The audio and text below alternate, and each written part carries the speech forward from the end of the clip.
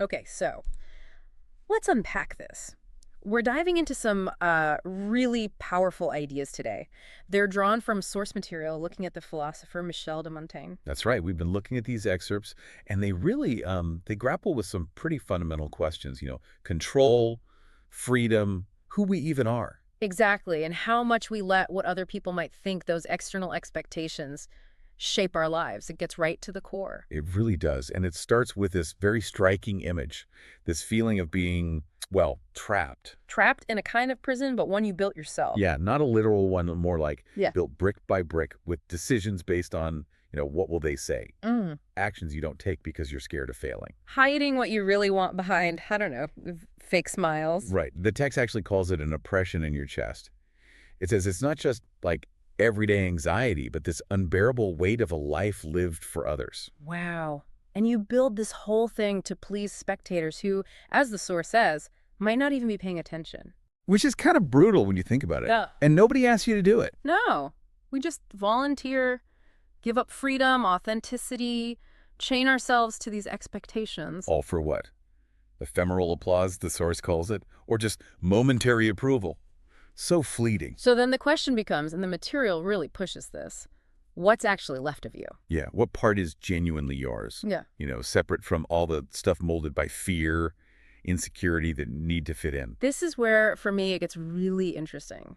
Because we tend to think, okay, if I can just control everything, absolutely everything, then things will turn out perfectly. Right, the perfection trap. But the source material, it calls that absolute control a lie. A mental trap, even. A trap how? While it argues that chasing that control keeps you super busy, sure, but also disconnected, like fundamentally disconnected from what really matters. Uh-huh. And the more you obsess over it, the source suggests, the more you actually slide towards anxiety, towards this kind of silent desperation. Like you're living a life you never quite finish because you're always just preparing. Exactly. Preparing for something that maybe never arrives, or at least not in the way you meticulously When people talk about feeling, even when from the outside it looks like they have it all. could be. Because maybe what they have isn't truly theirs. Maybe their success, their relationships, maybe even their thoughts are, as the source puts it, contaminated. Contaminated by that constant worry Worry. about how they're being perceived. Yeah. Seeking that validation outside yourself, it pulls you further and further from your center, from that, that core essence you maybe knew once. It's pretty wild that Montaigne, way back in the 16th century, sitting in his tower, he seemed to get this. Oh, absolutely. Long before our specific modern anxieties, the text says he understood we're often trapped, not really by circumstances, but by Well, our own sick attempt to control the uncontrollable. that obsession to please, fit in, avoid criticism. Right. And this is where it introduces a really fascinating paradox, Which is? that the very detachment we're often afraid of, that's actually the key to freedom. So letting go. Yeah. It challenges you to dare to let go of that rope, the one you're holding on to so tightly thinking it saves you. But really, it's suffocating you. That's the idea presented. Okay, so trying to piece this together, the paradox is like, the more you try to control everything externally, The less actual control you have over your inner state, maybe. yeah, and the more you try to please everyone The else, less authentic you become, oh, the less you are, and the more you resist change. the harder it hits you when it inevitably comes. Because the world just doesn't bend to our will, does it? No. And accepting that, the text suggests, isn't weakness, it's wisdom. Profound wisdom, yeah. It says life demands something that sounds simple, but is actually, well, terrifying. To let go. Just let go. Let go of needing approval. Let go of fearing failure. Let go of that whole false identity you built up. The one you built to protect yourself from judgment. Exactly. And the source material gives you this visualization exercise, kind of. Imagine who you would be without that fear. What would you actually do if no one was judging you? And it suggests that person in your mind right now, that's who you really are. But there's a catch, isn't there? A sort of darker side to that. Well, yeah. The source touches on this deeper fear. Maybe you're afraid to let go because you suspect you might not even know who you are without those chains. Like the identity built on pleasing others is so ingrained. That you fear if you let it go, there'd be nothing left. Just emptiness. That's a heavy thought. It is. Huh. But then comes what the text calls Montaigne's liberating and brutal truth. Liberating and brutal. By Oh, actively letting go of what you are, not all those masks, those roles, you finally clear the space. You can see, maybe for the first time, what you actually are. so the freedom isn't out there somewhere in some secret advice. No, it's right here, on the other side of the fear that's holding you back, waiting for you to find the courage. So it really boils down to a choice. The source frames it that way. Yeah. Do you stay in that golden cage? It might be self-built, maybe even comfortable in a way, Yeah. but it's still a cage. Or do you take the leap, jump into the unknown, into a freedom that feels terrifying? Precisely because it makes you feel alive, Mm-hmm. truly alive. And thinking about that leap, it makes you question what you've been striving for, doesn't it? Oh, definitely. Yeah. Have you just been climbing ladders that others built Yeah. without really stopping to ask yourself, do I even want to get to the top of this ladder? And maybe you've climbed pretty high now. You look around. And what's the view? Is it what you dreamed of? Or is it more like a distorted reflection of what someone else wanted you to be? We get so obsessed with this idea of success, don't we? Believing that hitting certain milestones will bring peace.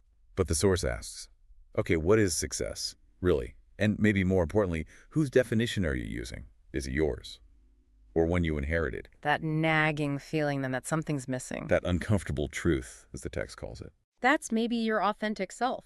That voice you've ignored for too long. Yeah, trying to break through the noise. Your essence demanding to be heard. And according to this perspective, Montaigne figured out that true success looks nothing like what they sold you. Right. It's not about the status, the stuff, the external pats on the back. So what is it then? True success, the kind few dare to really go after. It's described as living fully aligned with your own nature. Simple as that. Simple, but requires knowing who you actually are. Yeah. Beyond the mask, beyond the expectations. And beyond that false version of yourself you might have perfected. It's funny how used to pretending we can get. The source says we might not even notice the effort anymore. Like wearing a heavy costume all day, every day. You get used to the weight. But something inside, it rebels eventually. Something sooner or later breaks the facade. And the uncomfortable but liberating truth there is. Well, as long as you're hiding behind characters. You're not going to find real tranquility, that stress, that anxiety, that emptiness. Mm-hmm. Maybe those are just the consequences, the symptoms of living for others. Here's the tricky part, though, right? The source suggests most people might actually prefer the security of an uncomfortable life. It sounds paradoxical, but yeah. Prefer that known discomfort over the sheer uncertainty of facing themselves, of being truly authentic. Settling for crumbs of happiness, as the text puts it. It really lays down a challenge, doesn't it? It asks you directly, are you willing to take that risk? The risk of finding yourself. Or is it easier to stay comfortably numb, distracted by routine? Routine can be a great anesthetic, the source points out. Keeps you busy, keeps you occupied, keeps you maybe trapped. And the cost is your inner freedom. Exactly. And the freedom it talks about, it's not, just license to do whatever. No, it's defined more as the courage to be true to yourself. Even when it's hard. Even if it means challenging expectations, breaking patterns, and sometimes disappointing those you love the most. Oh, that's a tough one. It is. And there's that common fear, right? If I stop pretending, if I become authentic, won't I lose everything I've built? My relationships, my job. But the text throws another paradox at you there. It does. It basically says, look, if you need to pretend to maintain what you have. Then it was never yours in the first place. Right. The things that are truly yours, the real relationships, the meaningful work, the achievements that matter to you, those things can withstand your authenticity. In fact, maybe they can only truly thrive with your authenticity. That's the suggestion. You might discover you have much less to lose than you imagine. And much more to gain. But, and it's a big but, it does require that leap into the unknown. Stepping into a life you don't fully control. But one that will finally genuinely be yours. And just circling back to Montaigne's idea of detachment for a second, it's not about becoming cold or abandoning things you care about. No, not at all. It's about loving and building from a different place. From a place of absolute freedom, not neediness or fear. There's that powerful line. Everything you possess from anxiety and attachment ends up possessing you. Makes you think. So many people live terrified of losing what they have. Because they've never dared to find out what would happen if they did. Perhaps they just cling. cling desperately, forgetting that maybe real life begins right when you stop clinging to what doesn't represent you. Oh, so the underlying question seems to be, are you going to just keep going on inertia, kind of afraid to really look? Or can you find that courage, the courage to let go of the known, even if it's uncomfortable, for the uncertainty? The uncertainty that holds the possibility of discovering your true self, away from all the noise. That's the path Montaigne walked, the source suggests. And it's a path that's always there, before you now. And, building on all this, the material brings in another really fascinating layer. Oh, yeah. What's that? The idea of storytelling. How narrative itself is like a deep mirror. Ah, right. Reflecting our search for identity. How when we tell stories, consciously or not, we're sort of positioning ourselves. Yeah. Seeing a reflection of who we are, or maybe who we wish we were. So narrative becomes this tool for self-exploration. Definitely. Characters, situations, Yeah. they can project our deepest desires, or maybe our hidden fears. The text even calls fiction rehearsing life. Like an emotional simulator. That's cool, letting you live out different possibilities without the real-world risks. And you see how important stories become in tough times, right? In uncertainty or crisis. They offer refuge, catharsis. But also maybe a space to be bolder than we are in real life, to try on different perspectives. Exactly. Which leads to this really compelling question the source raises. Just, How much do the stories we tell ourselves, the internal monologue, the narrative running in our heads, how much does that actually influence our daily choices? like that internal story acts as a filter for everything, shaping our experience, guiding our path. That's the idea. And if that's true, then maybe changing that internal story, that could be a way to actually rewrite your destiny. Wow. Because so many people are stuck in stories they didn't even write, right? Inherited narratives. Stories of failure, limitation, roles they were pushed into, and they just accept them as truth. So reclaiming your own narrative, taking the pen back, that's framed as a profoundly revolutionary act. Yeah. Rewriting yourself, not as a victim, but as the protagonist, someone with agency, someone who can reframe the past and imagine totally different futures. And it's not just internal, is it? The stories we tell affect how others see us too. For sure. That intriguing idea that a well-told personal narrative can become a kind of self-fulfilling prophecy. Influencing your relationships, your opportunities. Like you're handing people a script for how to treat you. Almost, yeah. Like a silent script we all help perform. So consciously building that story isn't just introspection. It's a life strategy. But importantly, the text also stresses that these narratives don't have to be like perfect Hollywood stories. Right. We're not linear, perfect beings. Our stories shouldn't be either. Exactly. Embracing the contradictions, the dark bits, the changes, the ambiguities. Right. That's just embracing being human. The best stories often leave you with questions, maybe a little discomfort. The beauty is in the imperfection. That's it. And maybe the most poetic part of this whole narrative idea Yeah. is that we never stop rewriting ourselves. It's never finished. Every experience adds a line. Every decision sculpts a new version. We're perpetual writers of an unfinished text. I like that. We're not just side characters in someone else's story. No, we're the authors. It's a creative process, always ongoing, no final drafts. What seemed like a really sad chapter yesterday. Can be reread today as a turning point before rebirth. Yes. That's the great alchemy of the human narrative, as the source puts it, turning scars into symbols, mistakes into plot twists, silences into suspense.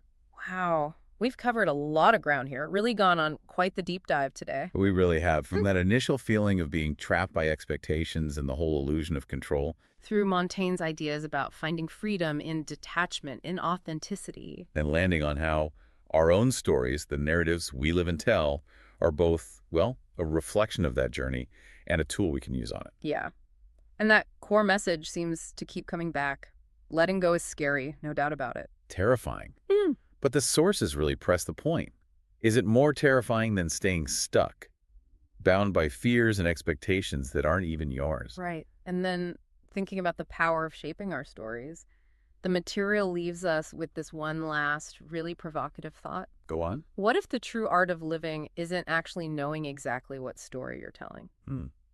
Interesting. Like maybe in the not knowing, in the uncertainty of whether this chapter is comedy or tragedy. There's a kind of magical freedom in the act of writing itself. Yeah, because the most powerful stories aren't always the ones that tie up neatly with a bow at the end. The ones that leave you wanting more, eager to keep writing because, like the source says, It's not over yet. it really leaves you thinking about the story you're living right now, doesn't it? Absolutely.